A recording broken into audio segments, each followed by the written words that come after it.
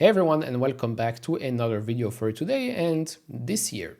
It's 2026 in a lot of places already, so happy new year. Let's try and have an amazing 2026 for the portfolio, but definitely also for the personal life. Now, of course, the main question for new investors is what would you do differently today if you were starting at zero right now? I started investing in 2016. I started with around $2,000, which was 1,700 euros or something like that. I'm 31 today, so of course back in 2016, I was quite young compared to the average investor, which is a benefit. You start early on, you have time as an advantage. You will also be making mistakes. You will not have that much money, which for some is a disadvantage, but I think that starting with a little bit of money, you make mistakes early on, those mistakes will not cost you that much. I was still making mistakes along the way. Nobody's perfect, but as long as you learn, I think that should be fine. Now, what would I do differently today if I were to start at zero? Let's go over a couple of steps, and I'll just share the way I think about investing. Now, you might tell yourself, what does a guy this young on his couch know about investing? Well, fair question. Well, let me just answer with saying that even a guy like this on his couch, looking quite chill, I would say. Some would say he looks like Bruno Fernandes. Okay, discutable. But that's the point. Even someone like me can be a good investor because investing at the end of the day is really not that complicated when you set a couple of rules and you don't start to, well, gamble and do things that you shouldn't do. I'll explain throughout the video. Plus, I'm just a guy on the internet. I'm just a guy talking about stocks and investing for the last 5 years. Been quite transparent as well. I'm not making zero mistakes. No, I make mistakes, but I think that my wins outweigh the mistakes by quite a lot. And again, I'm not selling you anything. Everything is free here. So you can take the lessons, you can definitely ignore them as well. But the fact of the matter is, you clicked on the video, you wanted to hear my opinion, so here it is. And so let's look at 6-7 rules that are quite simple to follow. Number 1, get your financial house in order. Define your goals and time horizon, choose the right investment account, start small and early if possible, index funds, don't marry a stock, and stay calm during market drops. That last part is definitely one of the most important ones. Just because there is 1 to 7 here does not mean that this is a ranking system. So first of all, get your financial house in order. Very simple. Do not invest money you don't have. Do not invest money you need, and pay off high interest debt. If you have high interest credit card debt, try and pay it off as fast as possible. And of course, try not to have credit card debt. I've never had it personally, and I don't think I ever will, but you never know. These are very, very simple steps to follow. The number 1 here, do not invest money you don't have. Don't, in my opinion, just don't use leverage, you don't need it. Don't take money from someone and invest it, because what happens if your strategy does not work out? You lost that money and you owe someone money. Do not invest money you will need. I've seen time and time again people that invest because they think that today they don't need that money, and then suddenly 3 months later something happens. Yes, there are some things that you cannot control, but that's why you need to set aside a certain amount of money that can help you out no matter what. Set aside 6 months worth of your salary, something that can help you out in case, God forbid, you have a car crash, health issues, something in your house, you have money that is available, and you don't have to take the money out of your investment account because that will ruin the compounding magic. Then, define your goals and time horizon. Why do you invest? Are you retiring soon? Is it a buy and hold strategy or a trading one? Again, simple, because investing is supposed to be simple. Certain investors just try to make their investing life super difficult. But good investors try to simplify as much as possible. More on that a little bit later. So ask yourself this: why do you invest? I'll answer this question for myself. I invest so I can retire early. I invest so I can be financially independent. I invest so that me, my family, my friends can enjoy life, whatever that means. I want to wake up in the morning not having to worry about the financial side of things. If my kids need something, they can get it. If my parents need something, they can get it. If my friends need something, they can get it. That's why I invest. Maybe I'll buy a fancy car, although do I need it if we will have autonomous vehicles? Maybe not. Probably not. Maybe I'll buy my Grail Pokemon cards, which by the way, I've been outperforming my portfolio with Pokemon cards for the last 5 years. Mind-blowing stuff, I know. Then, number 2, am I retiring soon? Am I retiring soon or am I in my early 20s? Because those are two complete different investment strategies. If you're retiring soon, you should not increase the risk profile of your portfolio. You should definitely try and reduce the risk profile of your portfolio. So just buy index funds. We'll talk about that in a bit, of course. But if you're young and you can stomach volatility, then you shouldn't mind being exposed to a bit more risk. But don't forget, that's what Uncle Bell said, with high upside comes increased volatility. Remember, that comes from one of the Spider-Man movies. Don't forget that, right? So if you're young, of course, we are looking to grow the amount of money that we have in our portfolio. We are not in the wealth preservation mode just yet. Towards the retirement age, then yes, we will be looking for that wealth preservation. And even, let's say we are growing our portfolio quite nicely for the next 20, 30 years or so. Towards the end, we might say, you know what, 80% of it goes towards wealth preservation, and 20% we split it in two. 10% is the money that I can use to have fun. Another 10% is maybe money I can use to invest in more aggressive assets. I think that's a fair thing to say. And then, of course, is it a buy and hold strategy or trading? Here as well, two completely different strategies, and both of them are fine. You just need to make sure that you don't mix one with the other, because if you're buy and hold strategy and then suddenly you start trading in and out of positions on a weekly basis, it's not going to work out well. Moving on to the more complex part here, you can see the UK, the United States, and Europe. I'm sorry if you live elsewhere, and even if you live in the UK, the US, or Europe, do try and find a professional in your country that can explain things much better than this. Because yes, there are investment accounts, there are certain accounts that you can definitely use to your benefit.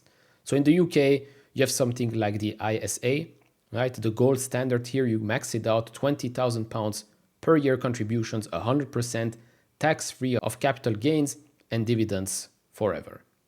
You have a self-investment personal pension, and then you also have workplace pension when the employer matches it. So if you put in 5%, they put in 5%. As for the United States, you have the 401k and you have 403b. Employer sponsored. The goal is to capture the match first. Here again, type of free money. You have a Roth IRA, you have a traditional IRA, and you have also apparently a health savings account. Again, if you have access to an accountant or whatever, a financial expert in your country, in your state, I highly suggest you go and talk to them, or maybe just use the internet, because that's also something we can still do. And then in Europe, here in this case, I found in France, in Germany, a couple of things here. I'm not sure if a lot of countries have tax advantage accounts, but there certainly are certain advantages that you can have. You just have to check with your personal accountant or financial experts in your country.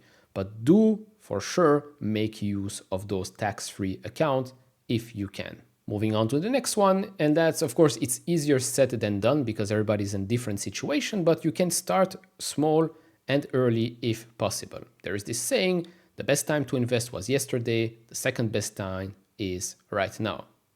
The markets, if you zoom out and you look at every chart of a market, the S&P, the Nasdaq, it goes up and to the right. Of course, if you zoom in, you will see a lot of crashes, pullbacks, flash crashes, whatever you want to call it. But over the long run, it goes up and to the right. Of course, the same cannot be said with individual companies, because certain individual companies will go down and to the right because they suck, because they were overvalued, and because, well, the business was just not a good business. But here, the earlier you start, the better it is. Just because the market was up last year doesn't mean you have to skip this year and wait until the market pulls back. No, enter the market as early as possible and invest accordingly. There is this thing called DCA, dollar cost average. And with dollar cost average, you can buy index funds and chill. You can also buy individual stocks if you want. But with individual stocks, of course, things get a little bit more complicated because you have to follow the companies that you are going to buy. Peter Lynch has always said, invest in what you know, in what you understand. It's making your investment life easier. Why is that? Because when things go up, nobody asks questions. And this is as someone that has a YouTube channel that has been doing this for 5 years now. I get 0 questions or very close to 0 questions about specific names that go up. But I get a ton of questions about the same names when they go down. Why is stock X down? My immediate reaction is, why was it up before? Because when it goes up, you don't ask questions. When it goes down, you suddenly start to dig in deeper into these companies. Having individual stocks in your portfolio, of course, the more you own, the more you have to follow, the more research it requires. And for some people, that's just not possible. And so you can go and buy index funds that just follow the S&P 500. It's very cheap these days. You don't have to pick and choose specific stocks. And yes, you can automate stuff. You can make your life much easier. You can say, you can put it in your Robinhood account or whatever account you're using. Every month, I want X amount of money to go into this index fund. And that's it. And you sleep very, very well at night, knowing that you don't have to choose in which company you're going to invest because you're investing in this case, the S&P 500. You know that it is so-called the best 500 companies out there. And I go back to the same point because at the end of the day, you want to make your investment life as easy as possible. And last but not least, just because it's the last thing doesn't mean it's the least important one. Actually, this is my favorite slide that I made. Stay calm during market drops, market pullbacks. We call this the therapy sessions on the channel. We've had quite a lot this year in 2025 because it has been a very volatile year.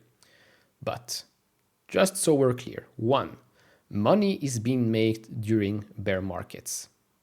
Do I need to explain it? Fine, I'll explain it. During bear markets, things go down. So you might say, okay, how does that make any sense then? How do you make money? Well, when things go down, suddenly a lot of quality companies are becoming cheaper. Maybe there is an overreaction. Usually that's when good investors start to dig in and put in more money than before. You can dollar cost average, and then when you see an opportunity, you can suddenly double up. Right? Because great companies can come down because the overall market comes down. That's usually when you find great opportunities. And yes, that's when the money is being made. Then the buy high, sell low strategy.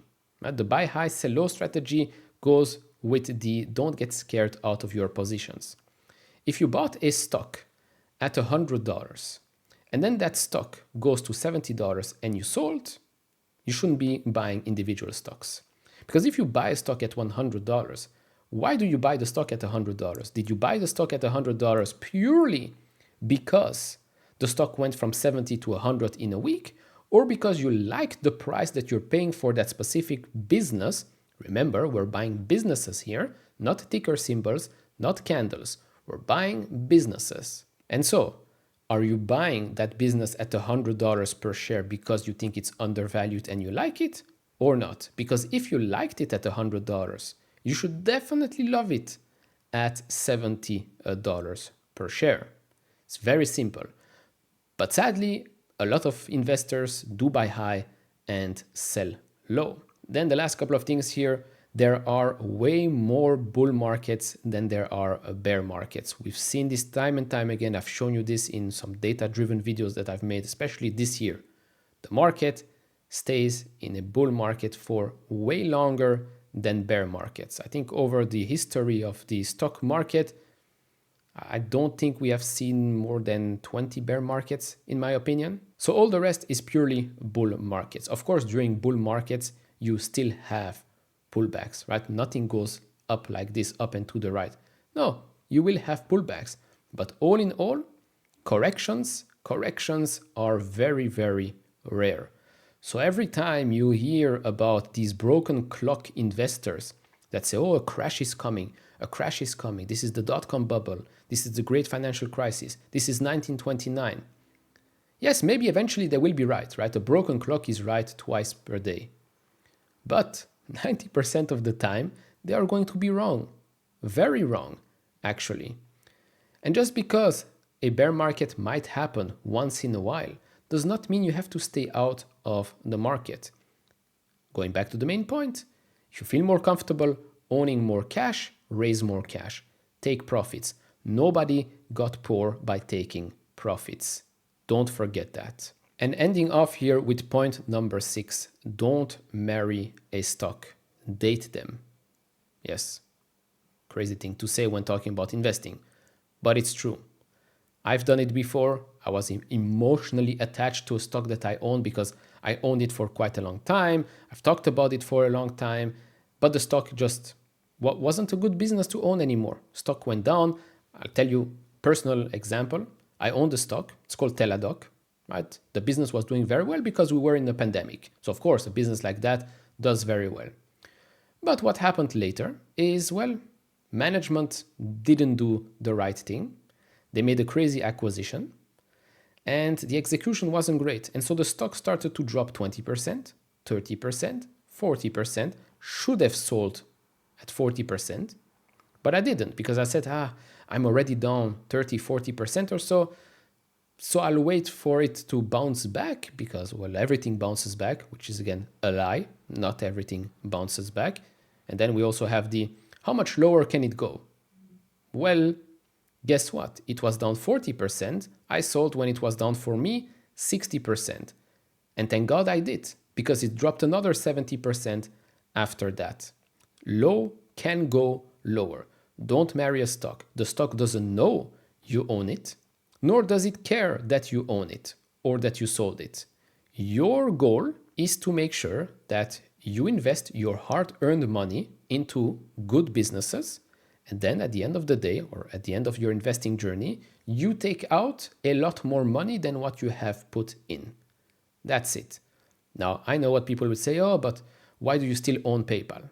I don't get married to PayPal. I'm not married to PayPal. I will sell PayPal just like that if the performance of the business starts to go down the drain. It's true that the performance of a stock has not been great, especially not for PayPal. But again, there is a big difference sometimes between a stock and a business. A stock can go up while the business goes down, which leads to the stock crashing. A stock can go down or remain flat while the business improves. That can happen over a short period of time. Short period of time in the market can last a year or two. But eventually, everything goes back to fair value. And so, all in all, that's about it. If I knew this back in 2016, probably I would be worth a lot more today. But it's fine. I'm happy with my performance. Could I have done better? Of course I could have, but like I said, for now, year to date, this performance year to date, I'm up 60%. Could I have done better? Yes. Could I have done worse? Yes. Will I complain being up 60% this year? I was up 60% last year as well. Of course not. Of course not. I'm not a greedy bastard. I'm just a couch investor. Anyways, that's all I've got for you right now. See you all in the next one. Bye-bye.